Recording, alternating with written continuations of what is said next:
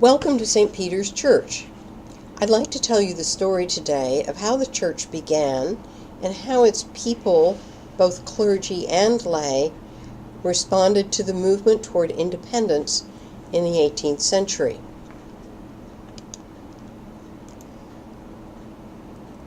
The tour is based on the book about the history of this church, this National Historic Landmark Church, and how that history is reflected in the history of the community, the city, and the whole nation.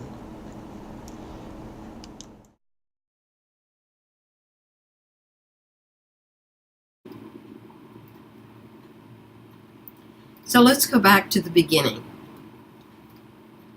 Philadelphia and the colony of Pennsylvania were founded by William Penn in 1682. William Penn, as you probably know, was a Quaker and had been giving a lot of trouble to King Charles II over the Quaker activities in London. His father had loaned a great deal of money to Charles II, so in payment for that debt and as a way to get rid of the Quakers, Charles II gave Penn this land grant in British North America. Penn chose a site for his city that was between the Delaware and the Schuylkill rivers, at the narrowest point, as you can see on the map in the upper part of your screen. The city itself was laid out by Penn's surveyor, Thomas Home, in a very rational grid plan with two major axes, Broad Street going north and south, Market Street going east and west, and in each of the four quadrants, a green square. Penn had lived through recently the plague in 1665 and the fire of London in 1666, and he said that he wanted his city to be a green country town that would always be wholesome and never be burnt. So this was the city as he envisioned it, and he invited people to come from all over Europe, people of different religious beliefs than his own, and welcomed them to have practice their religion here, including Christ Church, which you see on the right in its 1727 building, which was established in 1695 for Anglicans, the people who in London had persecuted him. He was truly a kind and open man, tolerant of all people's beliefs. So now look at the map here on this screen. This is Philadelphia at about the time of the American Revolution, 1775, and you can see how the city is all built up around Market Street and along the waterfront. And if you look at the upper part of that map, you can see the two squares. One of them is Washington Square, the other Franklin Square, what we call them now, not then, southeast and northeast squares. And that Independence Hall, you might be able to pick it out, is just below and to the right of Washington Square. And this was out in the country when it was built in 1732. And along the waterfront, you can see the many ships there, and then the names that are written along the water's edge are the names of the merchants who had their wharves there.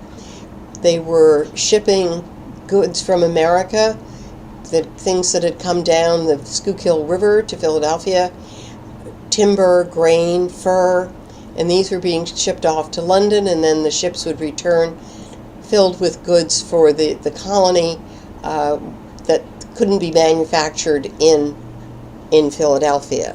So they made a great deal of money and prospered. The city prospered because of its diversity and its good situation. And by the 1740s, people who are making money want to have more space, bigger houses, and a cleaner, quieter part of town.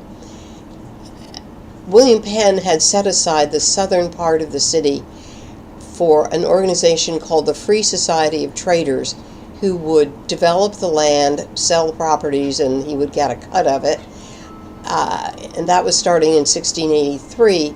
And the society had its headquarters on a bluff overlooking the river, where it flew its flag, and so it became known as the Society's Hill.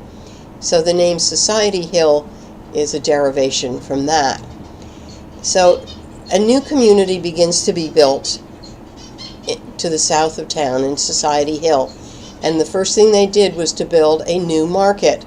The Market Street Market was now too far away to get the food and bring it home again. So a new one was built at 2nd and Pine Streets, and you can see it today. In this picture that was made around 1800, you are looking from South Street down to the head house, which you can see in the distance, and that you can still see today, although it was, we only have the section from Pine to Lombard, not the one from Lombard to South. And people started building their houses. Over on the right, you can see two grand houses that were built at 2nd and Spruce Streets, one in the foreground and the other just next to it and sort of behind it. The Neve and the Abercrombie houses, built in the 1750s and restored in the 1960s. The picture at the upper part of the screen shows a double house. So this was two houses that were built together in the 1740s. And you can see how the little street next to it had been cut through the bigger blocks that William Penn wanted, but people were quick to build houses along these little streets and make more money. And those you can see today. That's American Street, cut through from Spruce, where the house is. Okay.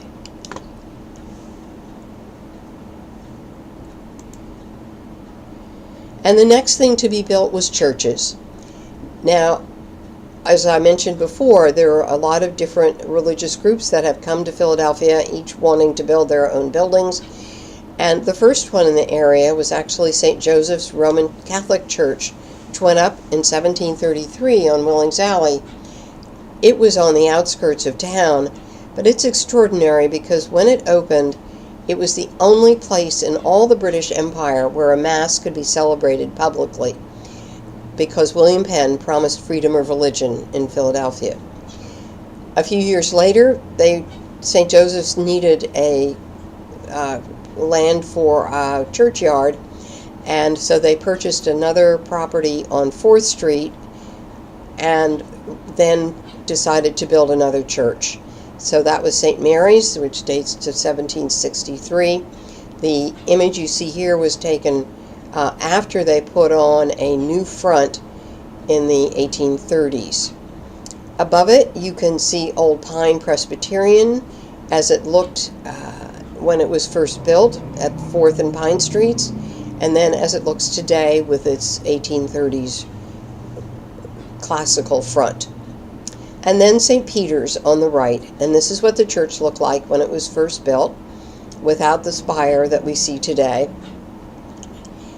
This view is taken from the corner of 3rd and Pine Streets, and you can see the lovely Palladian window at the east end, and the windows across the top, bigger windows across the top, smaller ones below, and doors on the side of the building.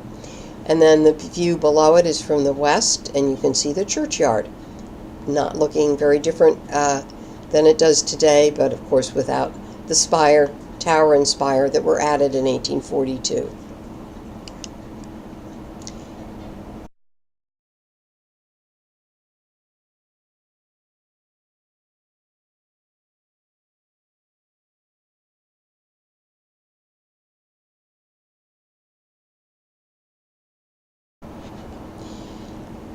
So where did this design come from? The church was built by Christ Church because members of the parish wanted to have a church closer to home than walking all the way over to Christ Church at 2nd and Market Streets on cold winter mornings. They persuaded the vestry to let them have a church, but it would be part of Christ Church. And they persuaded the sons of William Penn, who were the proprietors of Pennsylvania, to give them a land grant to build the church on. Well, like many merchants of the time who had parents and grandparents who were Quakers, they had decided that they'd rather be Anglican so they didn't have to be plain, modest, and not have fancy coaches and houses. So they were now becoming, many of them were becoming Anglicans. The design of the church was created by Robert Smith, a Scottish architect who came to Philadelphia in the 1740s, clearly well trained in the Georgian style in England. And what we have here on the left is a church called Christ Church in Southwark, as they say it there, or Surrey, in 1670. And this was found by Fred Richards, whose father, Lee Richards, was the rector of the church 1970s and 80s. And Fred wrote his master's thesis at the University of Pennsylvania in historic preservation on St. Peter's and its origins, and he came up with this. And you can see the similarities with the high upper windows and then the door on the side.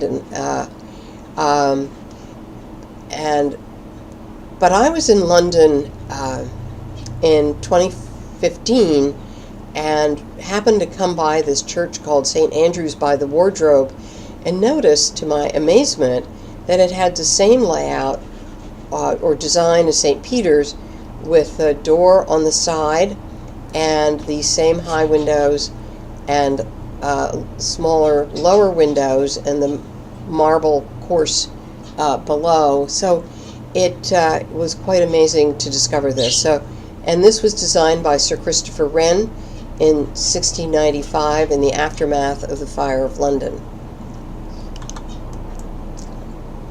Going inside the church, we notice its extraordinary and very rare layout.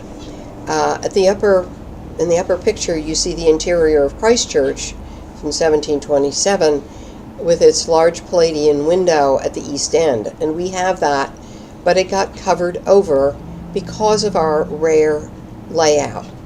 At the west end, we have the pulpit and the reading desk opposite the altar at the east end. And this was to give more dominance to the preaching and the Bible reading than was had traditionally with those functions to the side of the altar. So here is this wine glass pulpit that rises up very high in the church, so people in the gallery as well as on the floor can see and hear the preacher. And it has a canopy above it, which rises up to a flame which indicates the Holy Spirit. And above that is the Penn family crest, which gives honor to the Penns who gave the land for the church to be built on. And you can see that the church still has its box pews. Here's a sample of one on the lower right. These original box pews are still here because of this arrangement in the church, because they're designed for warmth.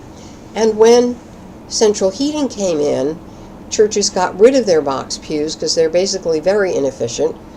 But because at St. Peter's we have to face both directions during our services, they were kept. And so we still have our original box pews.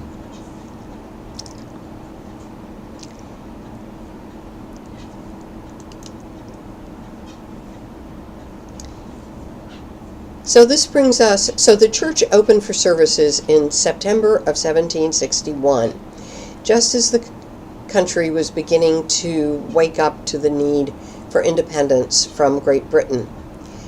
So what happens at an Anglican church in Philadelphia or elsewhere in the colonies? The Church of England is headed by the King of England, or the sovereign. So what do its ministers do in a situation like this? And in Philadelphia, there were 6 Anglican clergymen, 3 of them at Christ Church in St. Peter's. And in the spring of 1775, they wrote a letter to the Bishop of London, who was their boss in effect, saying that they were in a terrible situation because they wanted to support the king and the Church of England, but many of their parishioners were leaning towards independence, and they were caught in the middle, or some were for it and some were against it.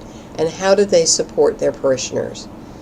We don't know what the answer was from the Bishop of London, but it wasn't long thereafter that Jacob Duché became the chaplain of the Continental Congress. He, the rector of Christ Church in St. Peter's, he was very much in favor of independence. He saw it as a form of religious liberation.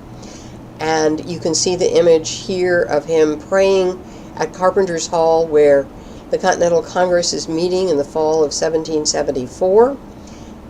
And even members of the Congress are down on their knees. They're so overcome by his beautiful prayers. And then on the 4th of July, 1776, Jacob Duché goes and crosses out the prayers to the king and the royal family in the altar prayer book, one at each of the 2 churches. And this was a declaration, his own declaration of independence. The British came, the war started, and the British came to take over Philadelphia during the winter of 1777-78. And Duché, when this was happening, began to realize that war was not a good thing. He wrote a long letter to George Washington. Jacob Duché left Philadelphia for London very soon thereafter, as did 4 of the other Anglican clergy. The only one who stayed was the young assistant at Christ Church in St. Peter's, William White. And shortly after the Declaration of Independence had been signed, he went to the courthouse in Philadelphia. And at that point, the courthouse was the house at the head of the Market Street Market. Just as there's a head house at the market at 2nd and Pine, there was one at 2nd and Market. And it's where the court held forth because they had to regulate the market as one of their functions. So as White walks in, he sees a man he knows standing by the entrance, and the man takes his fingers and runs them across his neck. White goes in, he comes out, sees the man, he says, "I know what you were telling me to watch out for my neck, but I have prayed long and hard about this situation, and I know this is the right thing to do." So William White favored independence, and then he became the chaplain of the Continental Congress. So, what about the people who went to St. Peter's, the parishioners? I mentioned Samuel Powell and his box pew earlier, and here he is with his wife Elizabeth, and a picture of their house on Third Street, which is now open as a house museum. You can see some of the interior of it in those 2 pictures. Samuel Powell was the mayor of Philadelphia before and after the American Revolution. And as such, he and his wife, Elizabeth, entertained often the leaders of the country as they came to Philadelphia during this revolutionary period. John Adams came, who you see on the right, he came to Philadelphia for the First Continental Congress and wrote back to his wife Abigail about what a sumptuous feast was had at the Powell's house. And the Powells became very friendly with George and Martha Washington because for a period during the Revolution they were living in the house next door. And if you look in the picture, the house you see there was built on the site of the previous house where the Washingtons stayed. So they became very close friends. And some of the other people that the Powells entertained at their house were the likes of George and Martha Washington on their 20th wedding anniversary in their ballroom on the 2nd floor, which you see there in the center lower part of the screen.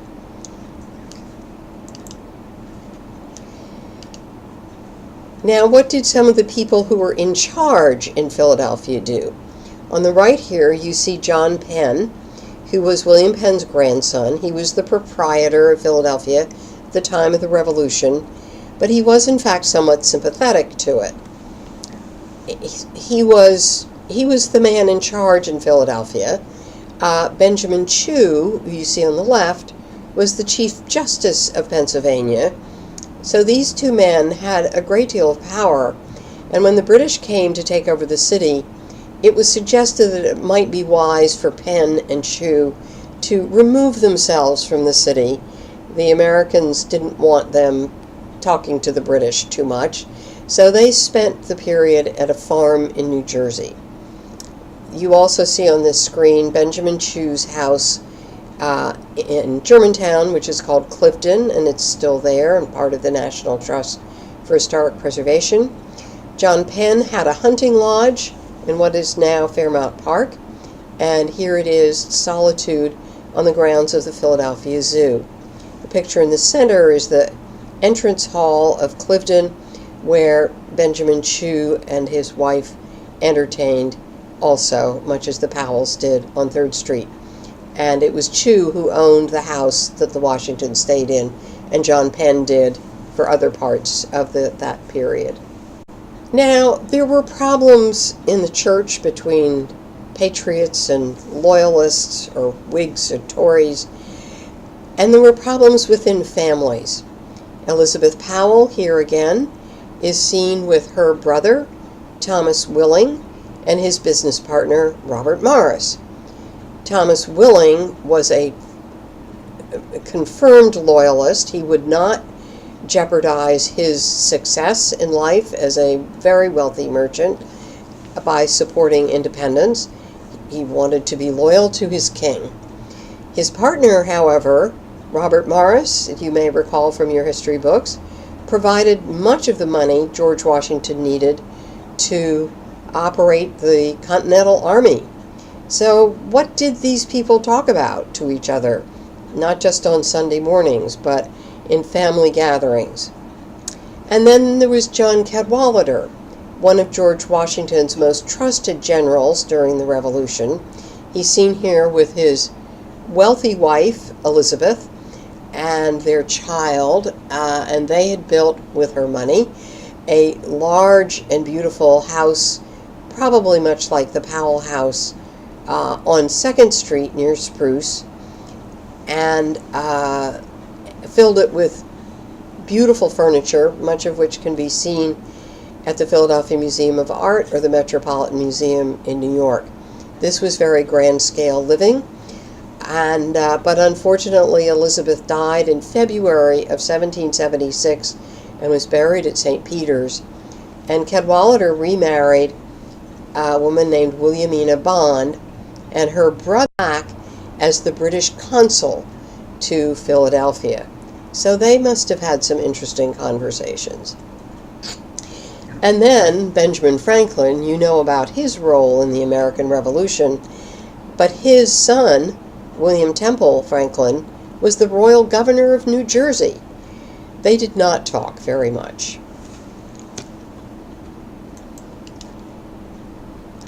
Now, who were some of the defenders of Philadelphia? The Patriots. I mentioned Robert Smith earlier, the architect of St. Peter's. He was one of the people who helped raise the defenses for the city in September of 1777, along with Thomas Neville, whose house you see here, and who built Mount Pleasant in Fairmount Park. He was a house builder, and the house he built for a Scottish sea captain, but then the sea captain sold it to a man named Benedict Arnold, who bought it as a wedding present for his bride, Peggy Shippen, who was a member of Christ Church in St. Peter's. Now, Neville and Smith were among those people who devised a way to keep the British out of Philadelphia in the fall of 1777. The British troops had defeated George Washington and his army at the Battle of Brandywine, south of Philadelphia, and then they brought their ships up the Delaware River and were approaching the city in October. But the defenses went up, and if you look at the red arrow on the upper part of that map, you can see Fort Mifflin. It says Fort Island, and you can see perhaps you can see the fort itself. So that is right next to what is now the Philadelphia airport, but in that day it was an island and there were other islands around it. And the American Patriots devised a scheme whereby they ran an iron cable across the river over to the shore of New Jersey, and they put iron spikes in it. You can see the American ships over on the New Jersey shore. So this held off the British for a while, but then they figured out that they could put some guns on flat-bottom boats and bring them around the island and attack Fort Mifflin from the other side, which was unprotected.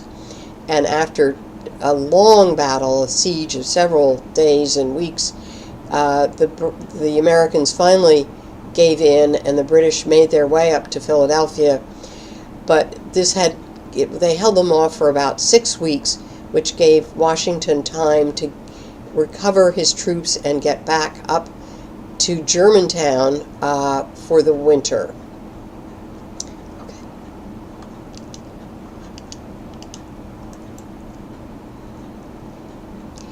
Now, in Society Hill, people are living close together, and Loyalists and Patriots are neighbors, such as, on the left, Alexander Barclay, whose house you see just below his portrait, and the arrow points from his house, as can be seen today, on the 200 block of Delancey Street.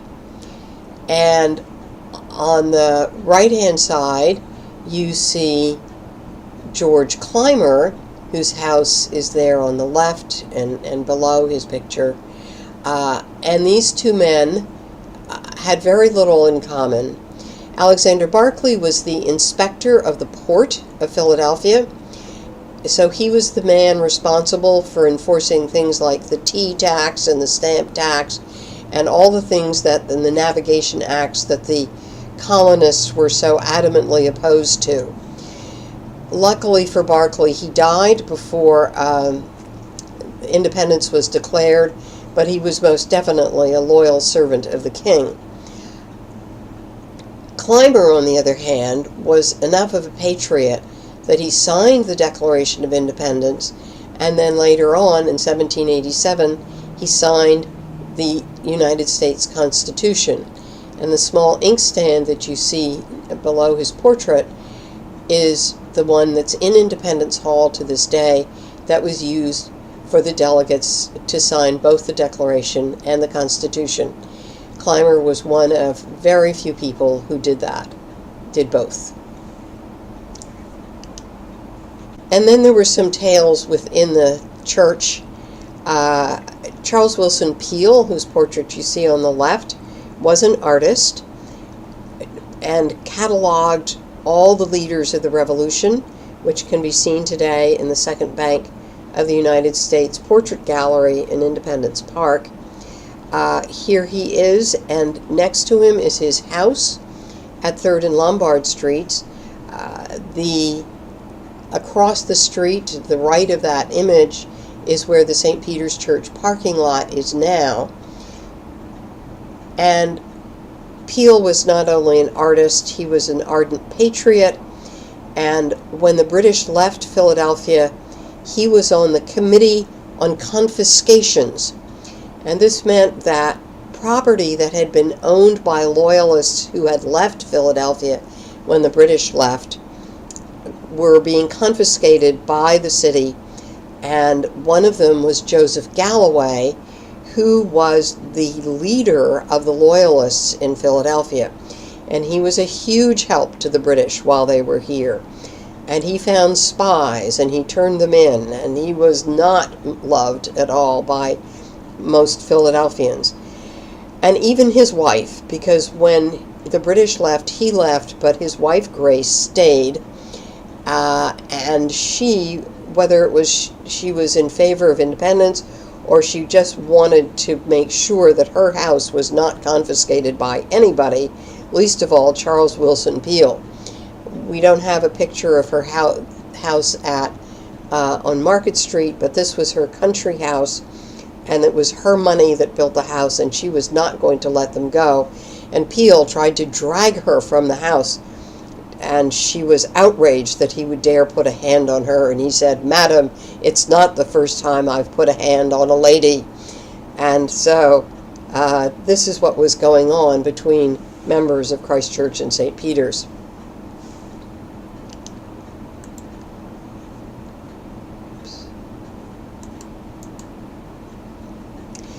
So you must wonder what it must have been like in St. Peter's in those days.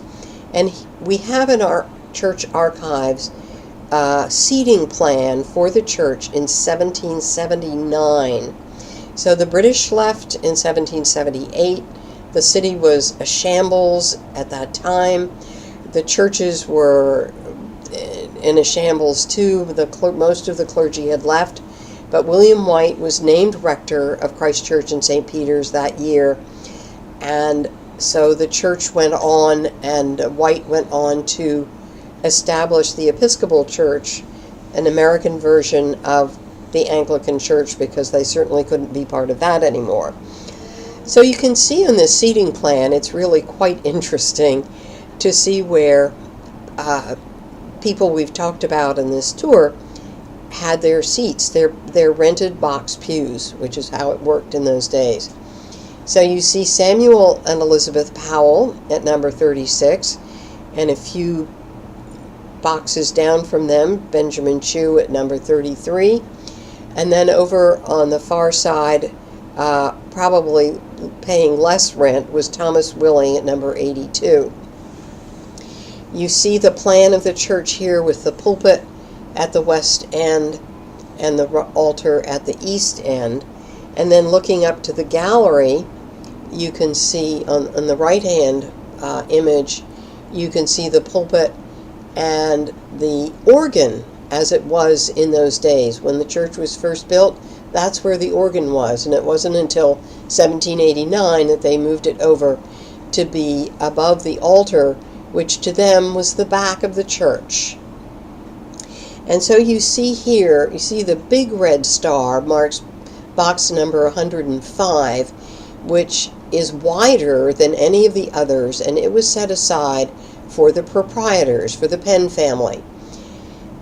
And right by the Penns, and this would have been John Penn at the time, although in 1779 he was not here, but on one side of him is John Cadwallader on the left, and on the right was Robert Morris, two men who supported the revolution.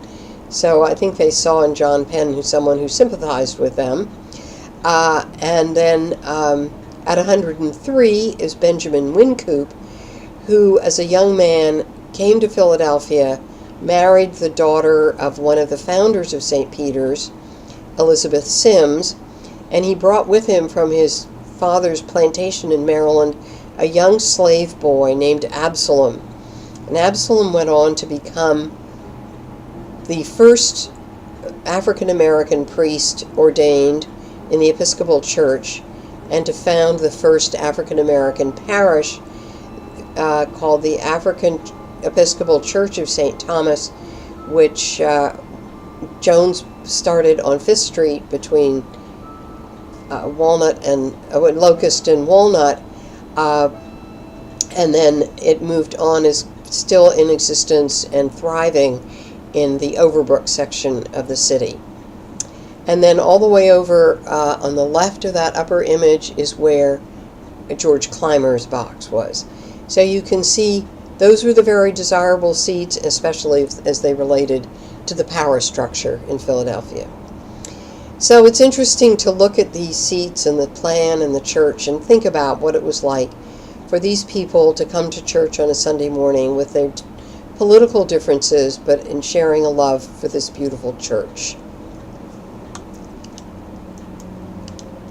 So in closing, I show you the graves of three of the people we've talked about today. Charles Wilson Peel, which is in our churchyard on the walkway near the St. Peter's School. Below that you see the grave of Elizabeth Cadwallader, which is still very legible and can be seen near the southeast gate on 3rd Street. And then Jacob and Elizabeth Duché, whose plaque is on the east wall of the church on the Pine Street side. You can see a little bit of the Palladian window right above the plaque. Duché came back to Philadelphia after the Revolution, even though Elizabeth Powell warned him that he would not be welcome here. But he came back and died in 1792, and he and his wife Elizabeth are buried in our churchyard. Thank you very much for visiting St. Peter's today.